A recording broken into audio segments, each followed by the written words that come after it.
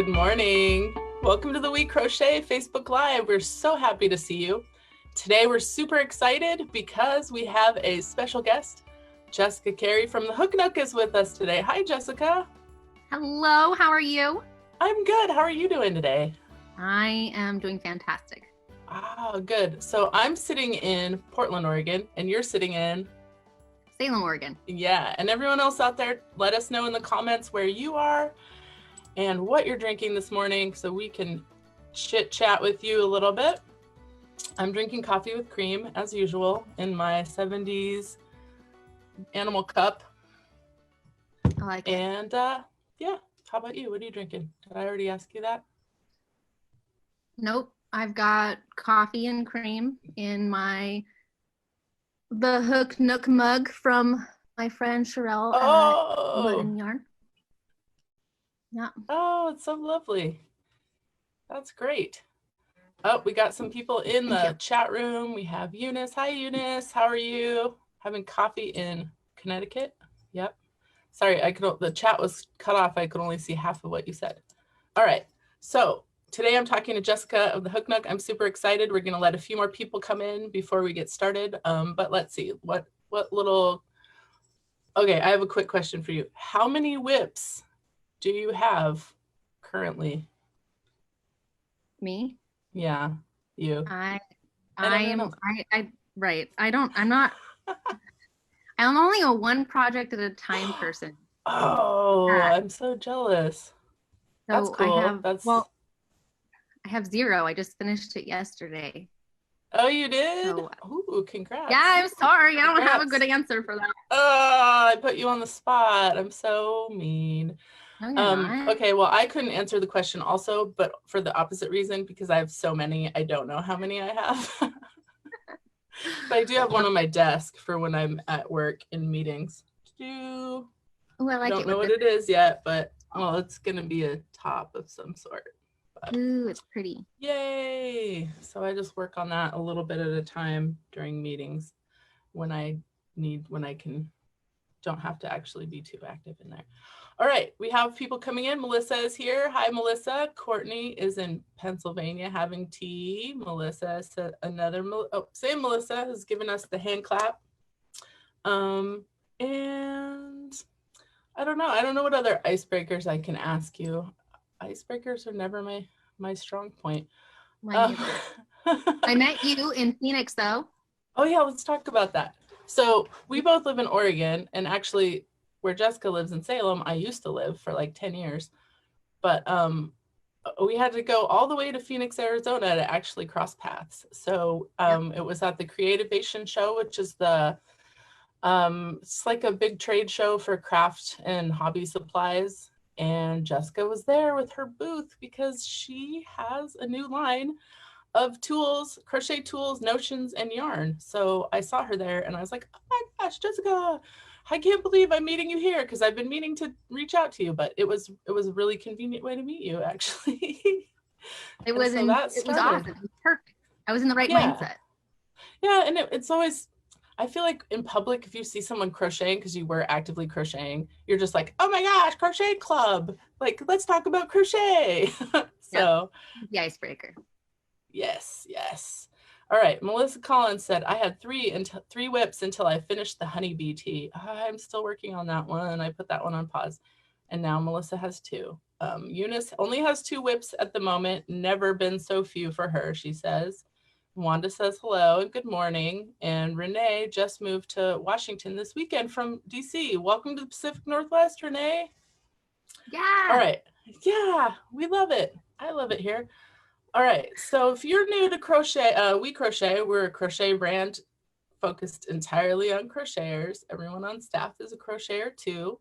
We have yarn, we sell yarn, hooks, patterns. We have a magazine and a podcast and a lot of other fun things like these Facebook Lives on Tuesday mornings at 9 Pacific. You can find everything on crochet.com, and don't forget to subscribe to our e-newsletter because you'll find out things like this Facebook Live is happening because last week we emailed you about this happening. So, all right, Jessica, let's just jump into it a little bit. Tell us a little bit about your background in crochet. When did you learn to crochet? Wow. I learned to crochet from YouTube. My husband and I had our first daughter, and I was home alone with my daughter all day while he was working, and I just needed a hat to wear that wasn't mom or wife. And so I picked up crochet to give myself my own hobby, as well as to, as well as to make my daughter really great things. Such as that's why I learned, was so that I could make my daughter beanies and blankets and other things that she could have that I made her while she grew up. Aw. And what was the first thing you crocheted? I made a beanie. Aww. And the beanies are the one thing that I wanted to make. That is the whole sole reason of why I learned to crochet. And so first thing I made was a beanie, and it had a huge hole in the top because I didn't know what I was doing. But now they call that a messy bun hat, right? You just need a baby bun to go in there. Look at me, trendsetter over here. You Didn't totally even know are. Totally are. What color was that little beanie? It was a variegated yarn, and so it had like purple and white and pink, and it kind of looked like it had flowers on it when it was all stitched up. Oh, cute. Yeah. All right. So how did you start building your business? How did that come about? Well, I didn't actually plan on it to become a business. I really did not want to work from home, or I didn't want to work at all. I wanted to be a mom, period. I didn't plan on working. I was just posting on stuff that I was making on Instagram. But I ended up wanting to work with companies. And so I reached out to Joanne. I reached out to other people and tried new yarns, and just one step at a time. And I don't know what I'm saying, but started from the big bottom, and you just kind of follow the passion and where the path goes. Yeah, you've done a great job of that. Thank you. It's a testament to following kind of your heart and your instincts. All right, we have a few people commenting, so let me see. Charlotte Hopkins says she's from Alabama, drinking coffee, and then we want to say hello to everyone at the Craft Yarn Council watching. Gabby Gomez says hello from Orlando, and she is drinking ginger ale in her unicorn mug, which just sounds delightful right now. And then we've got Adriana from Croatia. Hi, Adriana. We actually have a question too. I don't know, Jessica, maybe later we can do this, but Rebecca from New Jersey wants to know if you can demonstrate your skein saver elastics so that we can see how they work. You can do it now, or you can do it later if you want, either way. You tell me, and I'm great. What do you want to do? Want to do it now? Right here. We might as well. We're talking about. Okay, she's going to grab them really quick. You grab them, and I will just blabber on. If you're just joining us today, we are from WeCrochet. We are a brand dedicated entirely to crochet and all things crocheter. We sell yarn and hooks and tools, and we're here with Jessica Carey from the Hook Nook. We're super excited to talk to her today. All right, Jessica has her skein savers, which are an invention she came up with, I believe. No, well, sort of. I'm just going to make grand claims over here, and you can either nod or everything is teamwork. So I didn't do everything by myself. Teamwork. I had teamwork. Okay, she's going to show us how her skein saver elastics work. Yes, so there's two different kinds. There's the furry kind, which is a faux fur, and then there's acrylic, and it comes in all these different colors.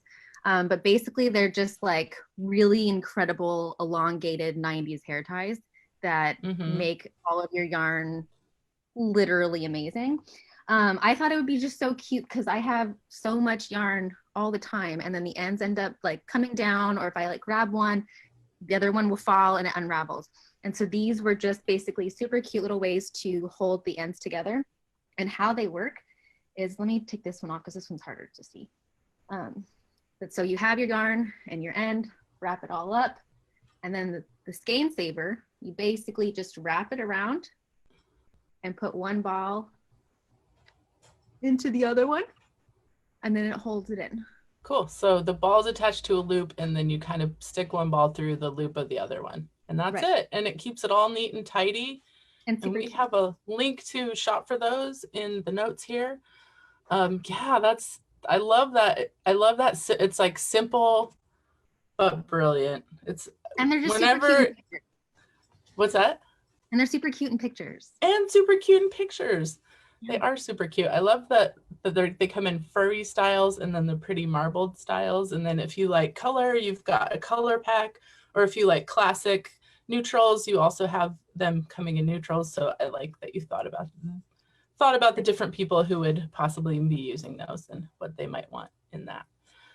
All right, so I know that you are really big on community and you care about people, and I think it seems like that's one of the things that really drives you in what you do.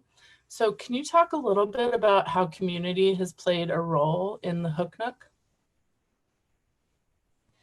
Yes. So community, I think, is why any of this exists. Like I said, I started my Instagram page just to basically have some sort of platform to share the things that I wanted to share and pictures that I wanted to share. Anyway, Instagram's different than Facebook. And so as I started sharing more about my crochet and stuff, I started meeting more people who crocheted. I started meeting more people locally and not locally who enjoy the same things I do. And we were able to become like really close over it. And then just the support each and every year. Like, I mean, there's people who have supported me from day one, and it's just, none of this would exist had our community been a different kind of community. And so like the fact that everyone is so kind and supportive and eager to be like supportive, it's just, that's how any of this exists. And so anything that I can do to give back or to share that platform, because it's, I don't know, every numbers are something that I don't like. And so I just kind of want talent and skill and passion to be what is focused on. Yeah. And caring and like regard for other people. And yeah, right. Definitely. Do you have any creative challenges you faced in crochet that you want to talk about? Maybe that's too broad. I don't know, but Yeah, maybe. I don't know. You can ask me. No. I feel happy Okay. to talk about those though. Okay, let me think. Well, let's just talk about designing patterns, because that's a thing that you do. So how about that? Like, is there, what's like a challenging moment you can think of in designing patterns, or is there some like general challenge that in that area? I'm not skilled at, so I love making. And the one thing that I have the hardest time with is basically the math of a pattern. I love making clothes. I love making garments from like just literally grabbing a yarn and grabbing a hook and just starting to crochet without really much of a plan. And I don't always want to take notes. I just kind of want to make something. And so having to take notes or write up the pattern and then doing the math for the different sizes or working with people who can do the math better than I can. It's just the whole pattern aspect of it is so, to me, it adds like a limitation of what I have to be able to explain what I'm doing. So I have difficulty with that, and which ends up really affecting my actual like full creative process, where I end up not making something because that's easier than trying to figure out how to explain something.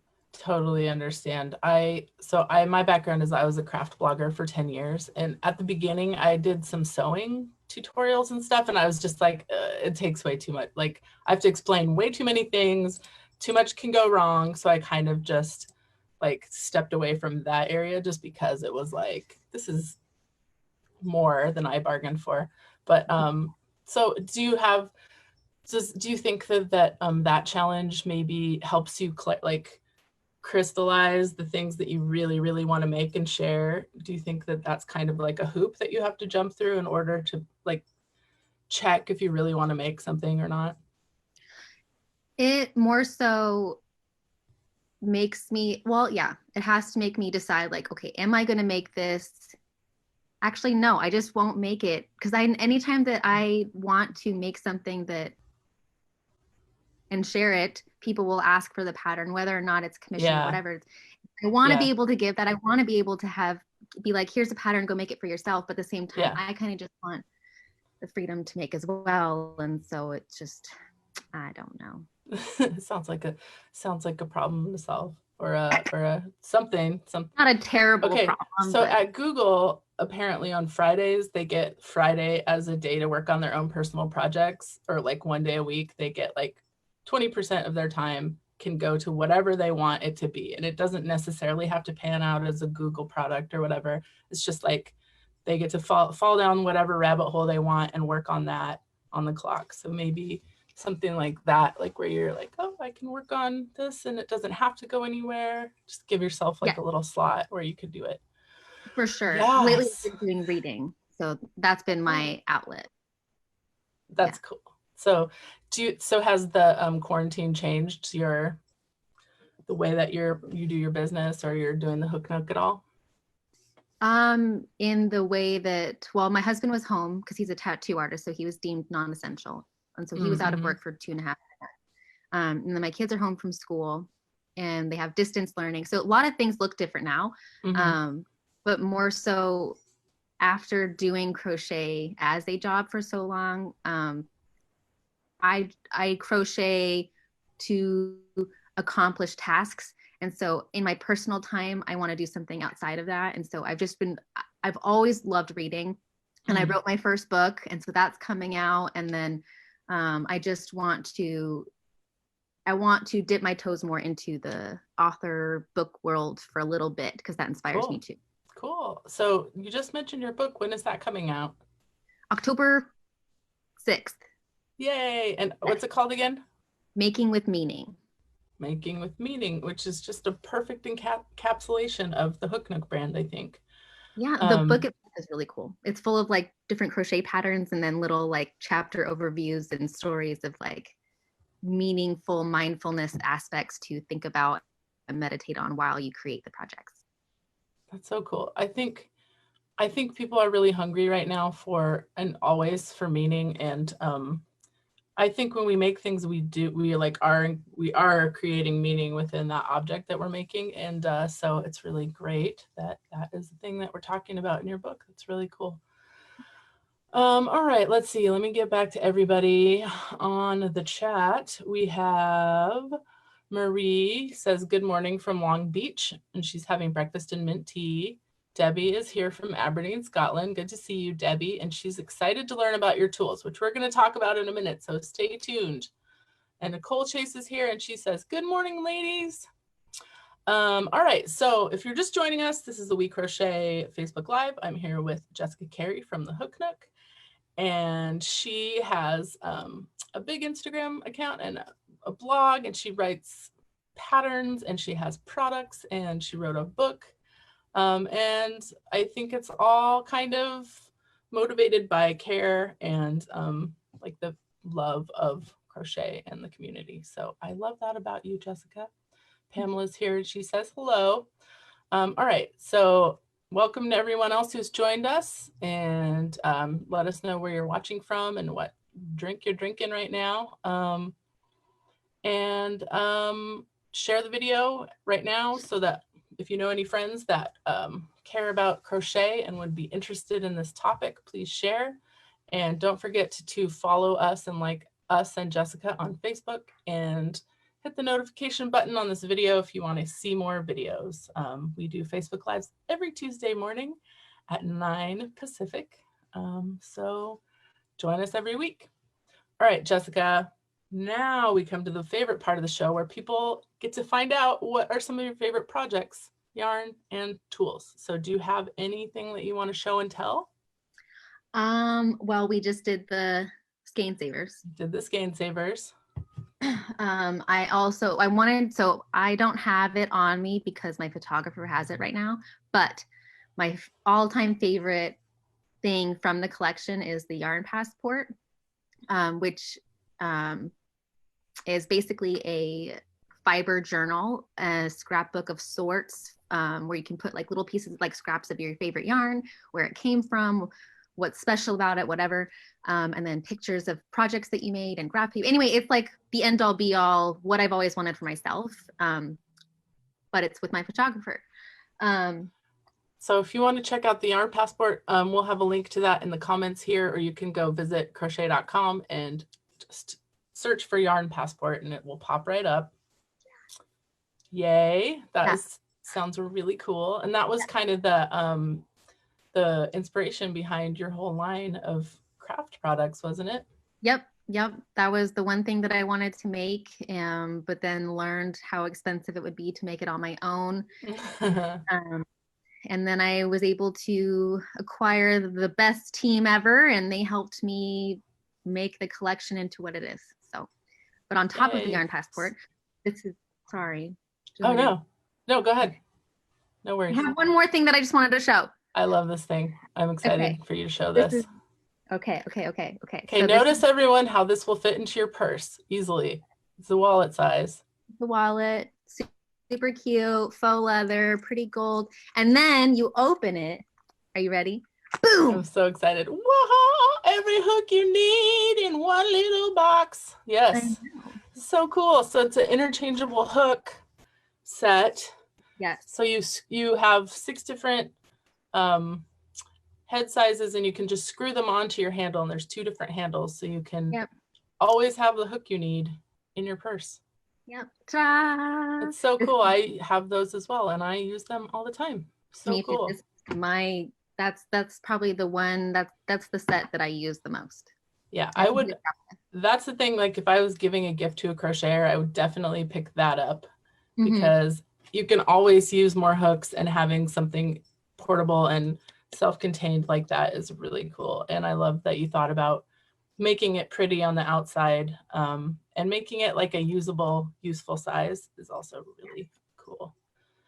Can you, I don't know if you have this with you, but can you tell us about the ends weaver too? Yes. This is a revolutionary new tool. This is the ends weaver, and it's got the cutest little, there we go. It's like an iridescent handle that fits really perfectly in your hand. And then the end has the little latch hook area where essentially you have, do I have anything? I have no whips, so I don't have just we can imagine it. We'll imagine it. So this is your work, and this is your tail. Your tail is coming off. Okay. And then you have all your stitches, and you go and you weave this into your stitches towards your tail, and then you grab the tail, and then when you start pulling it back through, this will latch up and grab the tail, and you pull it back out, and then you snip it. But you're done. Taking a headache out of weaving ends. I think everyone can thank you for that invention. It's excellent.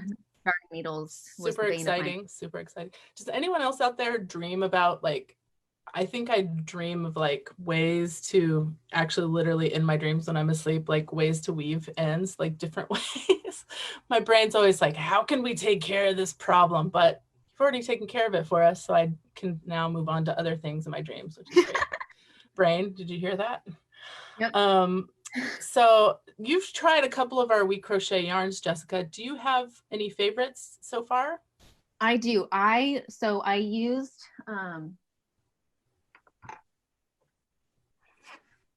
okay.